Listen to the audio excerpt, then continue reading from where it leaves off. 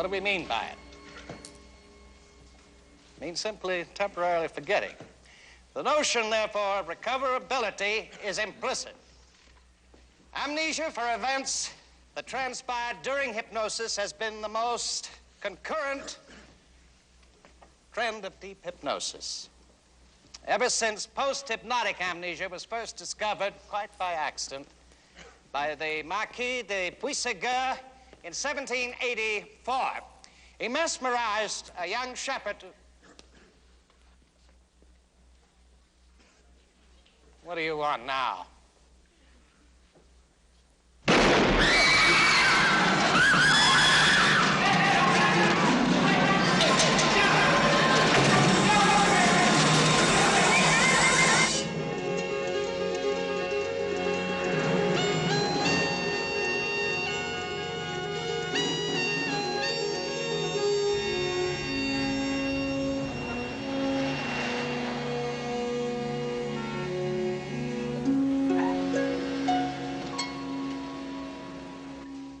Miss Bronson, I really don't think so. Just a minute, and I'll ask him. Miss Bronson is 16 years old, and she'd like to know if you will sue her father for non-support. On what grounds? Well, he won't buy her a new sports car. Oh, well, you tell her it's cheaper to get a boyfriend who owns one. Miss Bronson, forget it. Well, same to you, honey. Oh, okay. Now, one very important thing. Yeah. Joyce phoned, and she wanted to remind me that we're supposed to go to dinner Friday night. Okay, so we'll go to dinner Friday night. Do you promise? Of course. Well, let's see. By my calculations, the last 4 times that we were all supposed to go out, you spent the entire evening talking to clients.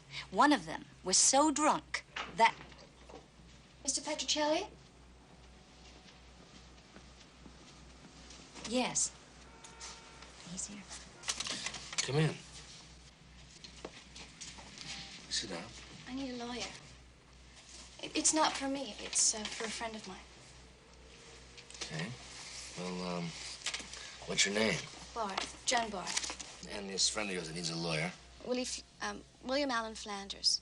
We're TAs. Teacher's assistants at the university. Okay, and why does he need me? He's just been arrested for murder. Who's he accused of killing? And when and where? Professor Beale, he was giving a lecture about 3 hours ago. A lecture? You mean with people there? Yeah, well over 100. Well, how did he kill him? He shot him.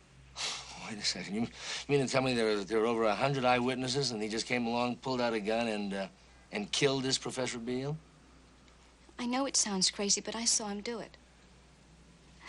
I mean, my God. At first, I thought it was a joke. I mean, when I first saw Willie standing there with the gun, I thought he was only kidding.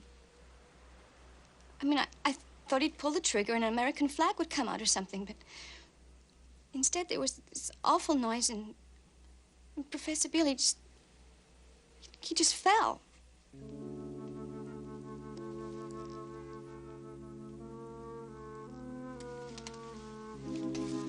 Maggie, why don't you help her? I think I'll go down and introduce myself to your friend, Mr. Flanders. Did I get you some water? Yeah, please.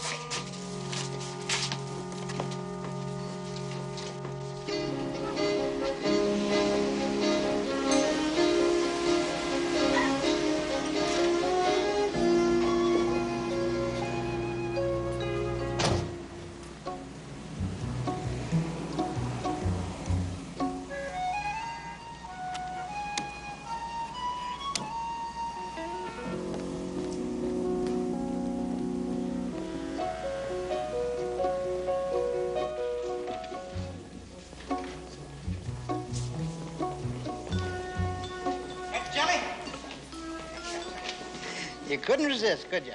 I can't resist you, Barth. You come to see the Flanders kid, didn't you? Yeah, I came to see the Flanders kid. Girl got to you. You can't resist the chance to defend a bald-faced homicidal maniac. Bald-faced homicidal maniac. My friend, the judge, huh? You're going to lose this one, Petrocelli. This is open and shut.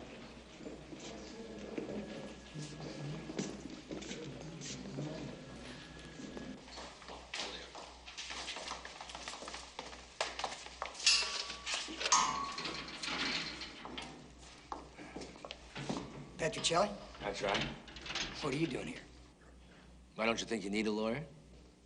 Yeah, I guess I do, if what they tell me is true. But I didn't send for anybody. Well, as a matter of fact, a lady by the name of Joanie Barth asked me to see you. What does that mean, by the way, if what they tell you is true? They say I shot Professor Beale. Oh, I see. Are you saying you didn't? No, they had plenty of people that saw me. Just that I can't remember it. You don't remember anything? I remember getting up this morning. I remember taking Joanie to lecture with me.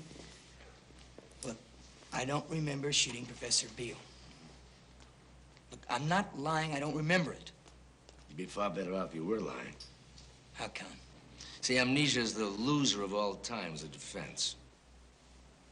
Amnesia? I never thought of it that way exactly. Then what exactly? I don't know. It's a block, like I spaced out. Do you use drugs? No. Amnesia's a bad defense, huh? It's the worst. That's a damn shame, because that's all I got. Mm-hmm. Then you don't remember planning to shoot Beale, where you got the gun, huh? You don't believe me, do you? Frankly? Well, it's all I got. I'm sorry for taking up your time.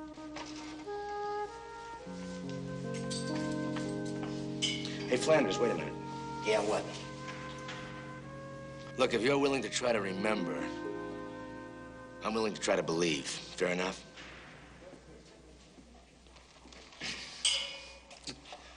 What's there to remember, huh?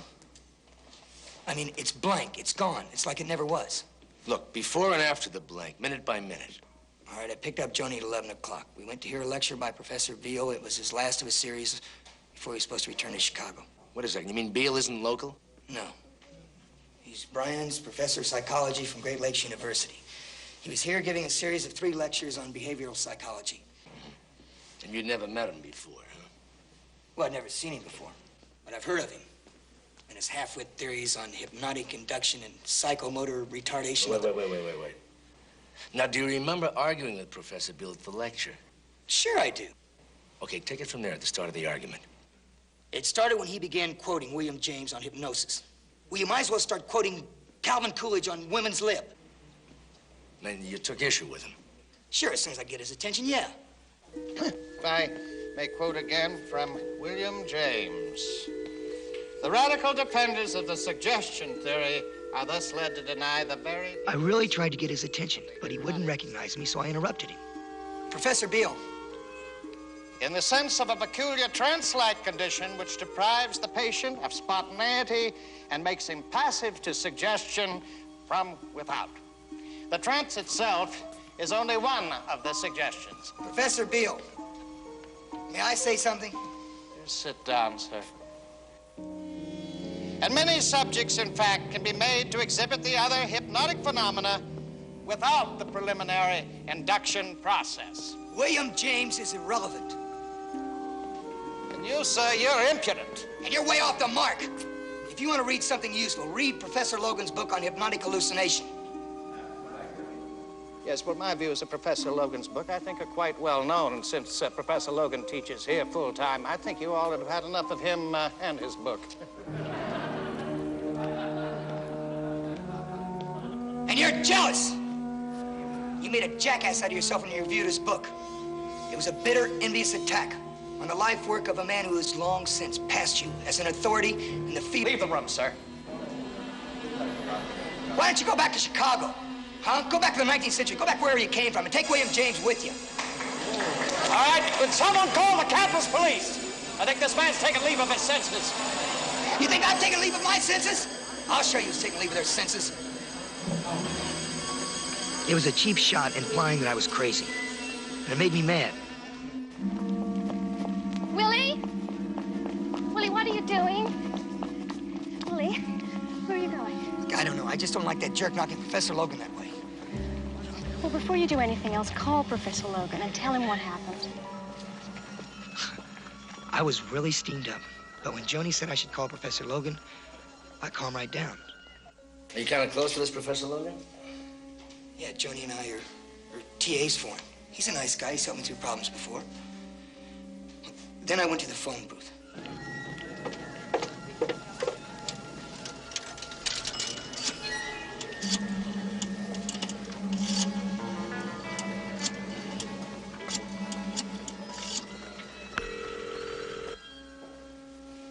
And then what?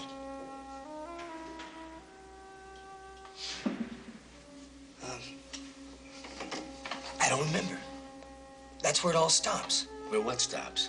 My memory. It's blank from the phone booth until... Until what? Until I came to in the auditorium. That pistol was in my hand. Professor Beale was falling.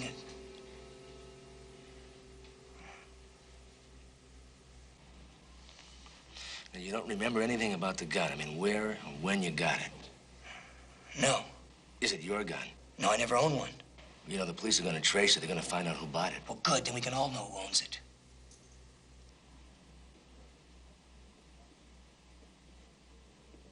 Okay, Willie. I'll take the case. Why? Sheer masochism, I guess. Masochism's an excellent motivator. I can take it. Yeah, I was sure you could. In the meantime, if you have any sudden restoration of memory, let me know, huh? Sure. Mr. Petrocelli. Thank you.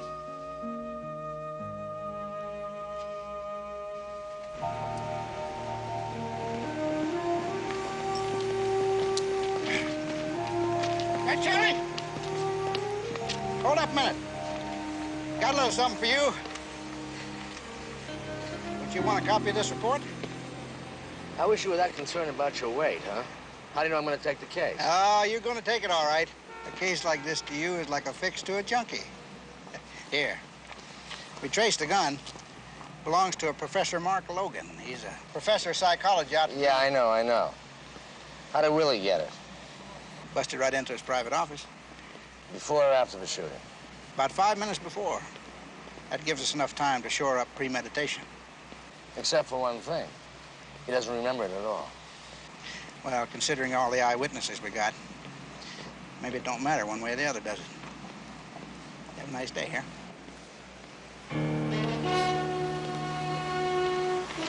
Yeah, it's a little late for that.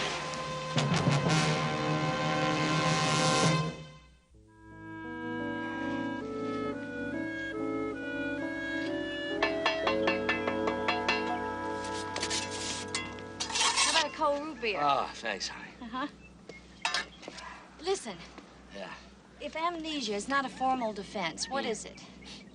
Well, it's sort of a subtitle under a general heading of temporary insanity. The defense of unconsciousness.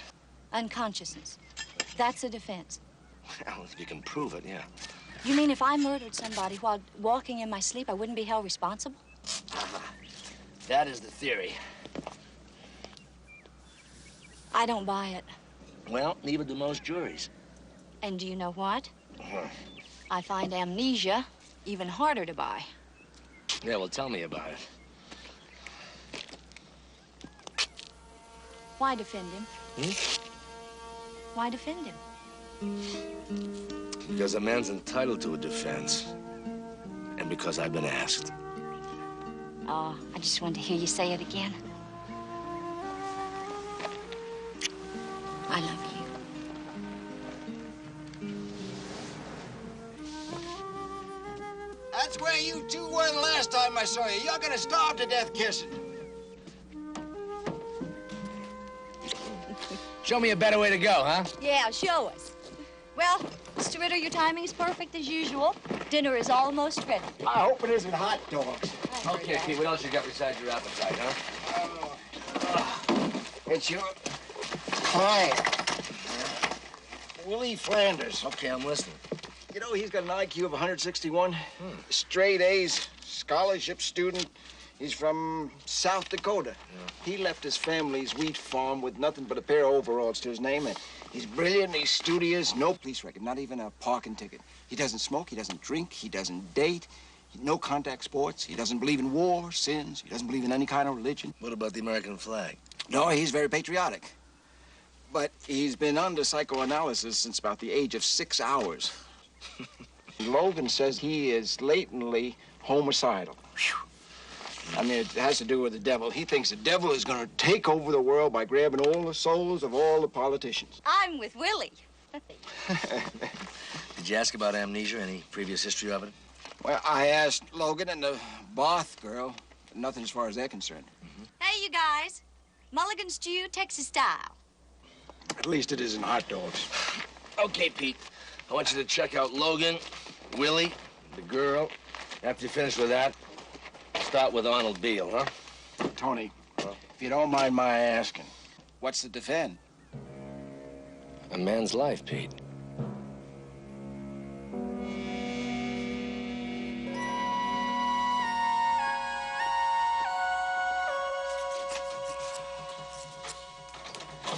Do you think you can really get him off? Oh, I think I'm gonna give it one hell of a try. There's no use trying to reason with Italians, ma'am. They don't listen too good. Moves like a butterfly. Good to see you, Miss Petrocelli. You too, Lieutenant. What's that they say about the mountain in Muhammad? Don't know, but I must be the mountain. I'm worried about you, Petrocelli. I'm touched, Pons. Sure you are. Sure I am. Here you give up an afternoon in those dungeons to come down and see me? What's it about, Willie? Yes, it is. You know, Petrocelli, me and you have locked horns on some good ones. I don't mind telling you, you've taken my batting average down a point or two. But I still like you. Okay, Prince Charming, before you start proposing, what's on your mind? Well, we got ourselves a strange one here. Now, don't get me wrong. We got enough on this fella to hang him from here to Harvard. I mean, we got a lock. We got premeditation, we got the gun, we got everything. But... But what? Well, there's one peculiar thing. Now, we know he had a big fight with that Professor Beale. He come out of there madder than a hornet in a pillow fight. He says he called Professor Logan, but Logan never got the call. Hello? Professor Logan is out of his office. If you'd like to leave a message, wait until you hear the tone. So, he knew Logan wasn't there. He also knew Logan kept a gun there. That's a fact Logan told us.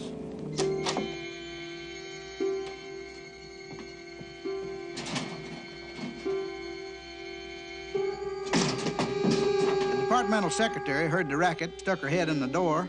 What are you doing in here? For events which occur within hypnosis has been the most recurrent sign of deep hypnosis ever since post-hypnotic amnesia was first discovered quite by accident by the Marquis de Puysegur in 1784. He mesmerized a young shepherd who... What do you want now?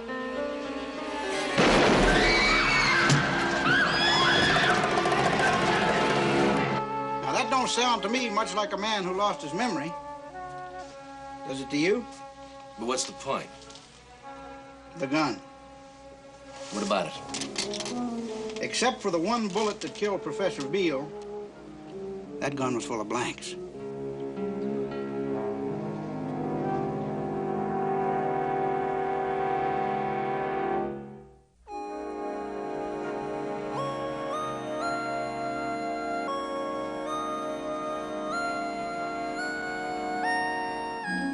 If it was loaded with blanks, how did anybody get shot? Obviously, there was a live round in the chamber. Double-action automatic pistol. You don't have to work to slide to arm it. Thank you. Thank you. Look, the most important thing to do is to find out where those blank cartridges came from. I mean, who bought them and where? Maybe they weren't bought in town. Just as soon they were bought in town. Pueblo gun shop. But they wouldn't keep records of anybody just buying blanks. Why don't we check it out? People may get lucky, huh? You bet. Maggie, did you call Professor Logan? Yeah.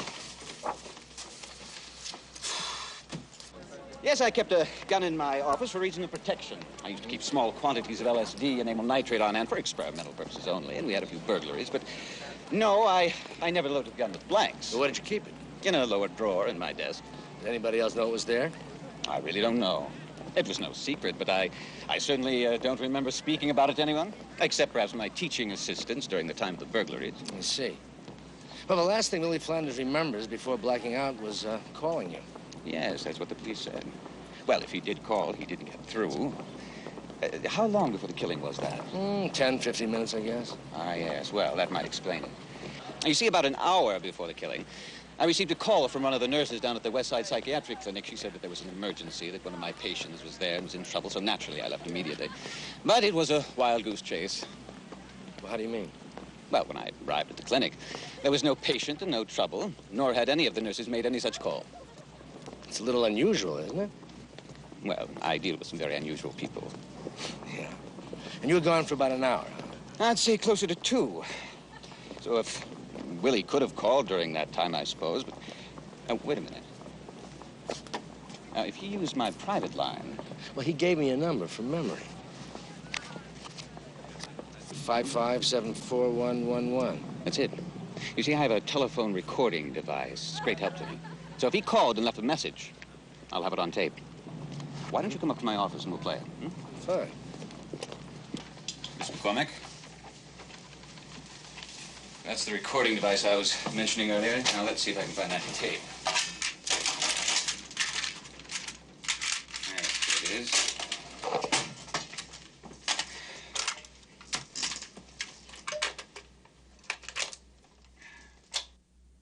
Yeah, Mark, this is Ed Demerara.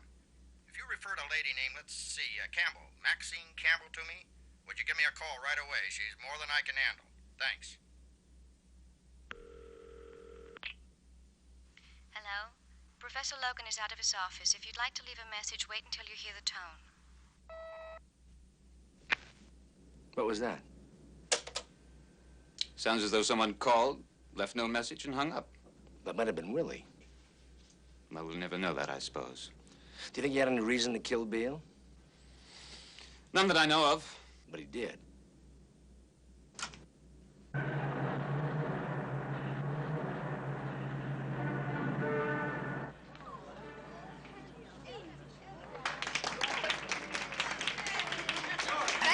Thank you very much. Oh, how I love that applause. More. Well, as you can see, this gentleman's body is extremely rigid. He's in a very deep hypnotic state, and when he comes out, he won't remember anything that's happened. Gentlemen, would you please help me? How do you like that? Easy does it now. We don't want to break him. Thank you, gentlemen, very much. Give him a nice hand, won't you? Now I'm going to wake him up. Here we go. 5, 4, 3, 2, 1, out.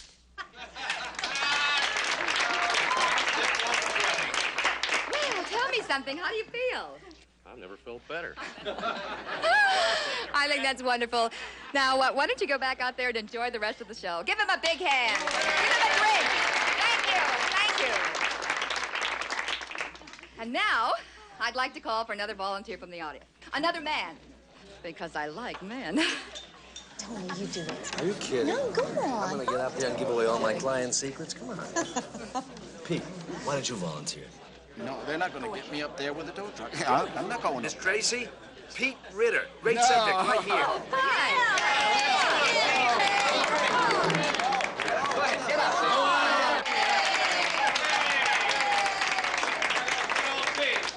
I promise you I don't bite. Not much. Tell me something, Mr. Ritter. May I call you Pete?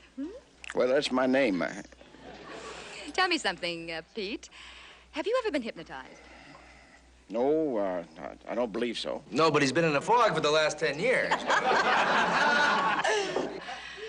Do you like my eyes, Pete? Well, I got nothing against him. Well, would you look at me, Pete? Hmm?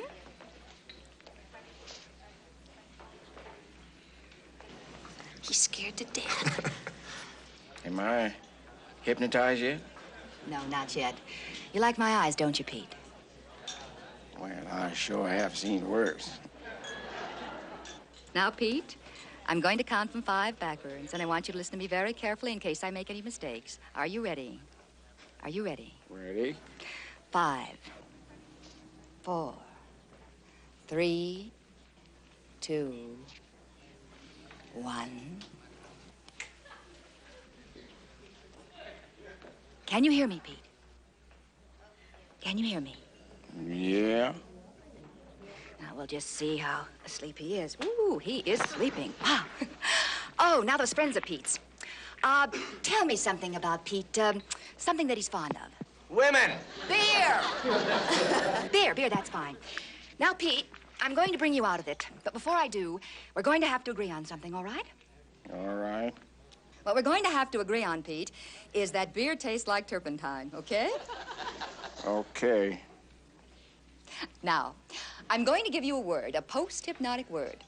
After I wake you up, you won't remember anything that we've said while you were sleeping. But as soon as I say the post-hypnotic word, you will immediately remember and believe that beer tastes like turpentine.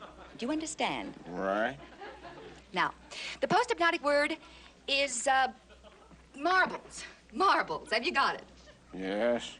Fine. Now, Pete, I'm going to bring you out of it. And as soon as you come out, I want you to ask for a beer. Now, here we go.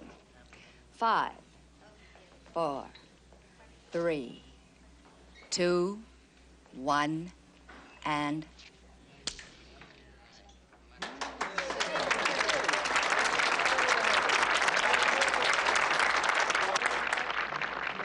Mind if I have beer? One beer coming up. Thank you. Nice cold glass of beer. There you go. Thank you.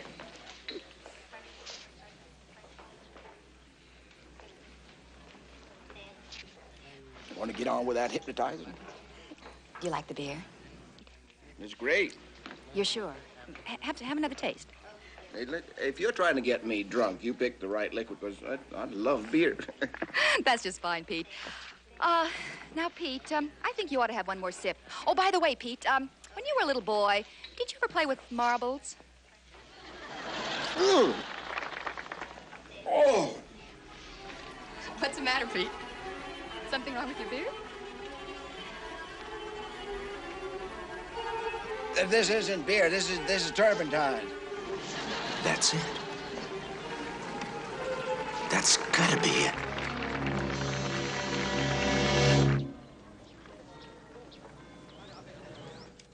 Professor Logan, what are some of the ways that hypnosis can be used in psychological research?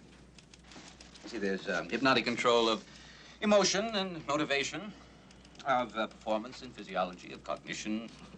Wait just a second. I didn't bring my dictionary with me, so I'm just a working lawyer. Could you kind of break that down? Oh, yes, well, let's take hypnotic control of cognition.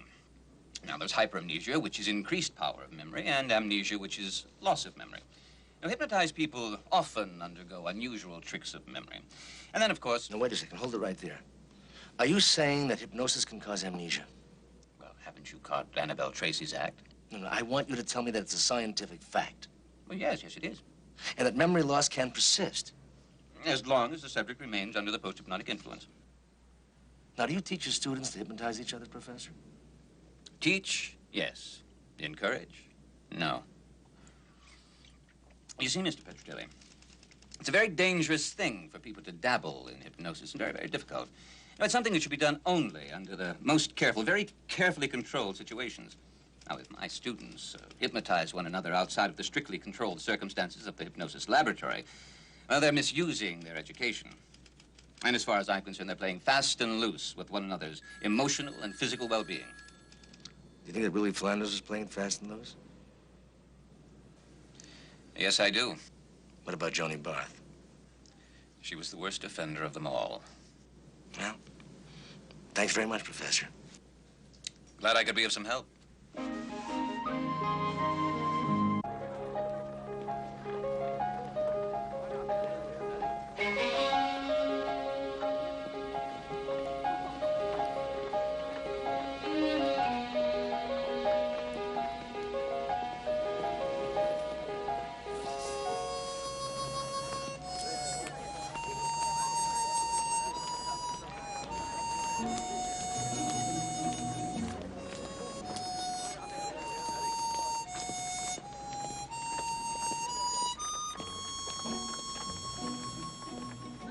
Mr. Petrocelli. Looks a little like Professor Logan. It is a Christmas gift. Ah, no photographs from just memory, I guess, huh? I know Mark's face. I mean, I've known Professor Logan for 3.5 years. Matter of fact, I was just talking to him about hypnosis, and he tells me that you and Willie are pretty heavily into it. Well, I am writing my thesis on hypnotism and behavior control technology. You two ever practice on one another? Oh, yes, but not exclusively. I mean, I liked working with Willie, but we both have high susceptibility, and it got a little ridiculous. How do you mean? Well, we could put one another under so easily. I mean, we were so preconditioned to one another that we forgot who was doing what to whom. That is a little strange. You mean you and Willie, Oh, no, it was never anything really personal. The chemistry just isn't there. Ah.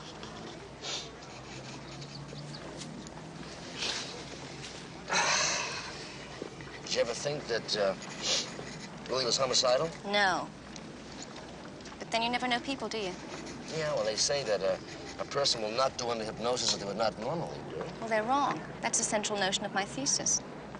Through the use of imagery, you can induce people to do things that they would not dream of doing outside of hypnosis. Imagery? Yes, well, if I told you to go and shoot your wife, you'd probably refuse. Well... But if I could convince you by suggestion that your wife was actually a lioness about to attack your children, you might well shoot her. Yeah, I see. Well, do you think that, Willie could have been under hypnosis when he shot Professor Beale? How would he get hypnotized? Well, I don't know. But perhaps that could account for his memory loss. Well, if you ask me, and you are asking me, it sounds very unlikely. I mean, really reaching. I mean, I can understand why Willie did it. Professor Beale was an incompetent that was doing all he could to ruin Mark's life. How does that? You mean you haven't read Beale's review of Mark's book in Psychology Journal? No, it's not exactly on the bestseller list. Read it. An absolutely vicious, outrageous attack on Mark's life work. Beale is such a wrong-headed, old-fashioned... Well, my thesis is a repudiation of everything he stood for. I see. In other words, your thesis then would be a defense of Mark Logan's theories. Point by point.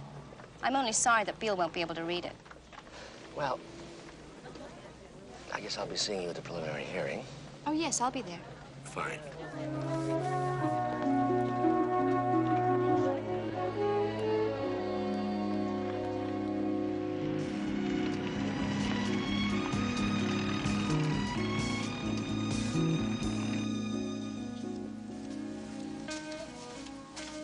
Logan did say he'd return your call. Mm-hmm. 3 hours ago. What's his private number? It's right there in your little book. Well, thank you. You're welcome.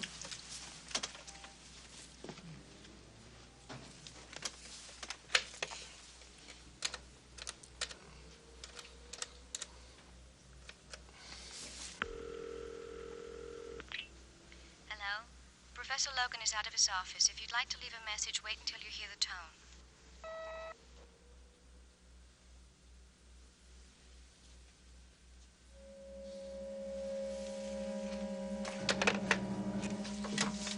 Honey? Yeah? I want you to pick up the phone when I tell you to.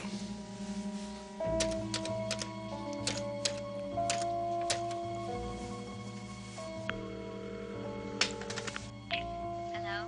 Professor Logan is out of his office. If you'd like to leave a message, wait until you hear the tone.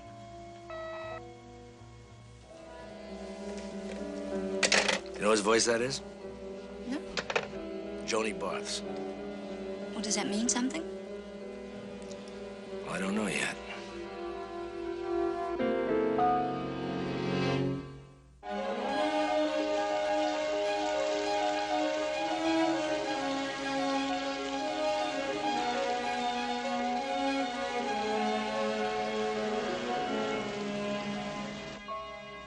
He didn't speak to me when he came back to the auditorium. He didn't even look at me. He went right by, walked down the stairs, and... And shot Professor Beale. Yes.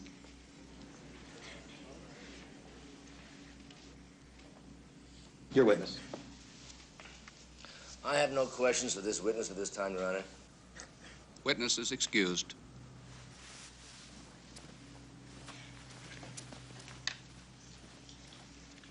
Your Honor, the prosecution feels that it has established the necessary probability as required by this hearing and will present no further evidence at this time. We ask that the defendant, William Allen Flanders, be bound over for trial on the charge of murder in the first degree. Is defense ready, Mr. Petrocelli? If it please the court, Your Honor, the defense wishes to move at this time for the dismissal of the charges against the defendant. On what grounds?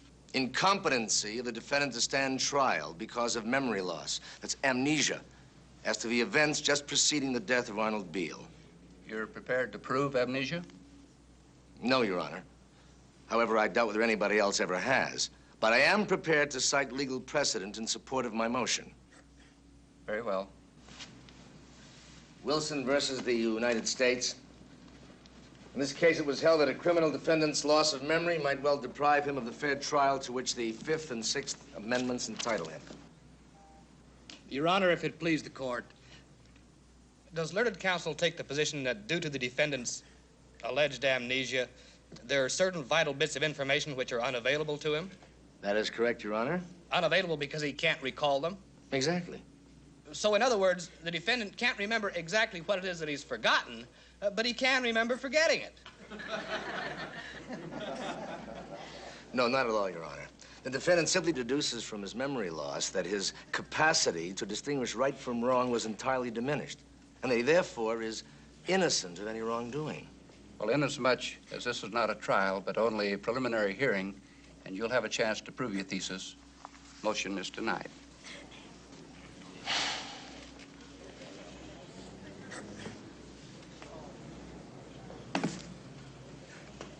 Well, it's worth a try.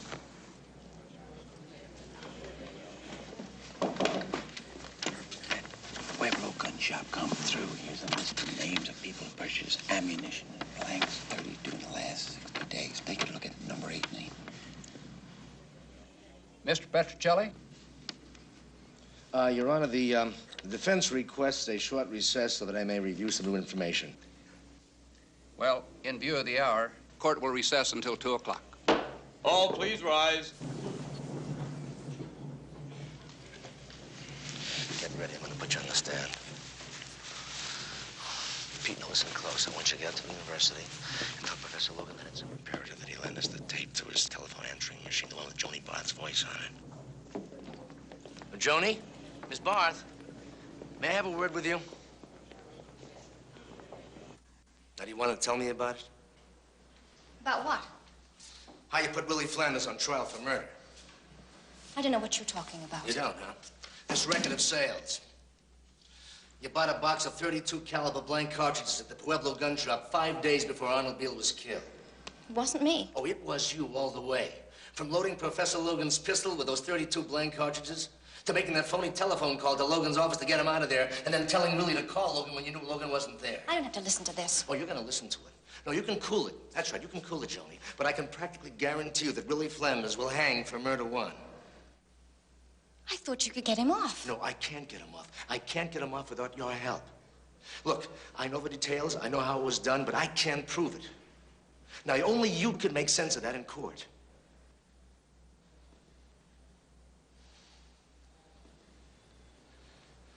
Okay, what's it gonna be, Joanie? Are you gonna do the right thing, or are you gonna wish for the rest of your life that you'd done the right thing? I only wanted to prove that Professor Beale was wrong. I see. So you set Willie up. You used him to prove your point, huh? Yes, but I never meant for him to kill him. I only meant for Willie to come into that lecture with the gun and go through the motions of shooting Beale with a blank cartridge. That would prove that a person under hypnosis will do things that he would not normally do.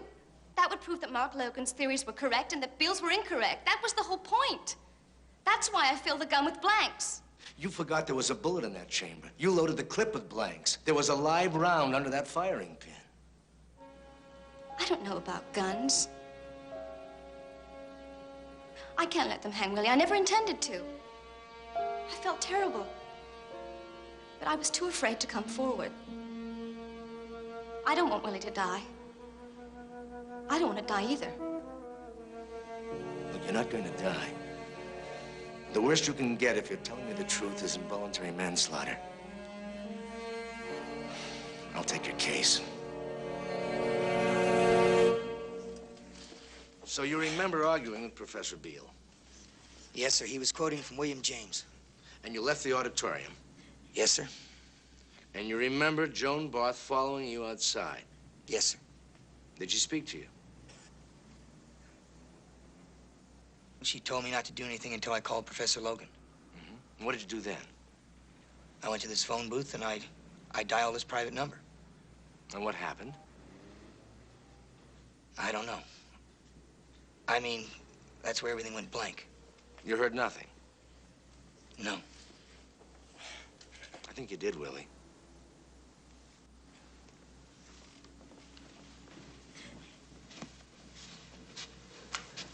With the court's permission?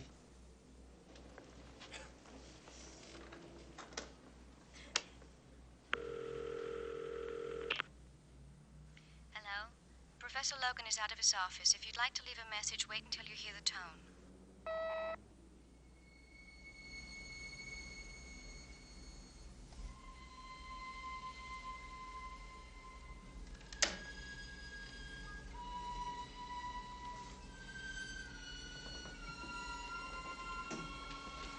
Willie?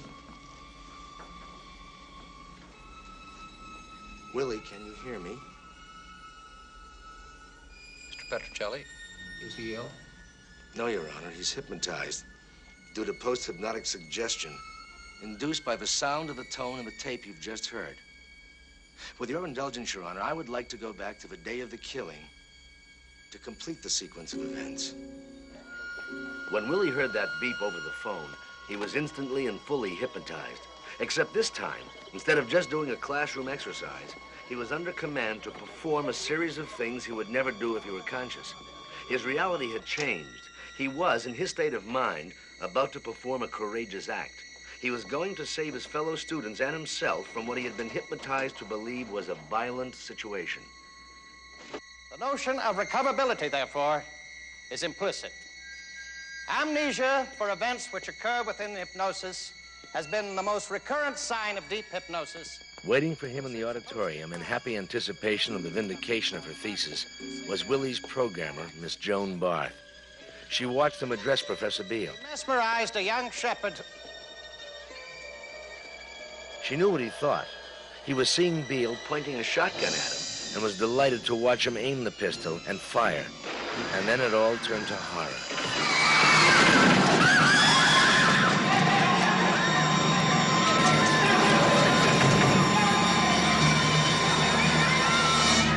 With Your Honor's permission and indulgence, I'd like to ask Willie's programmer, his hypnotizer, to come forward and bring Willie out of trance by exactly the same signal that brought him out the day of the killing.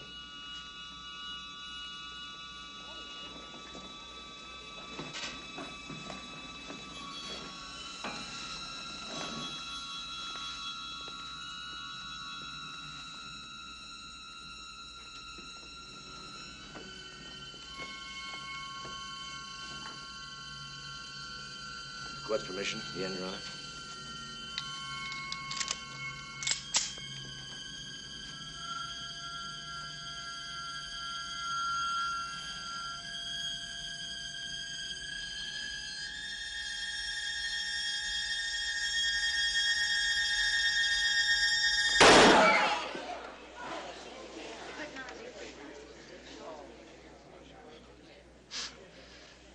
Willie? Would it surprise you to hear you've just been in a trance? A trance induced by Miss Joan Barth? No, I'm not surprised a bit. She does it to me all the time.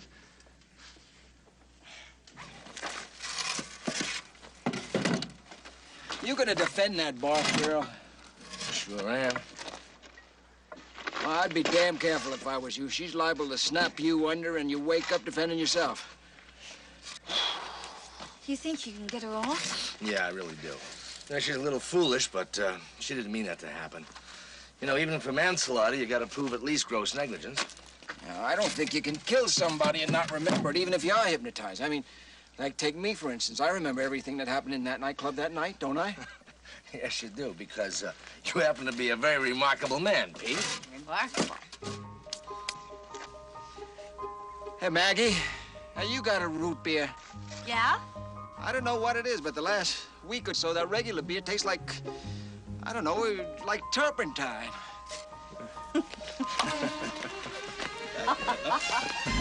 What's so funny about that?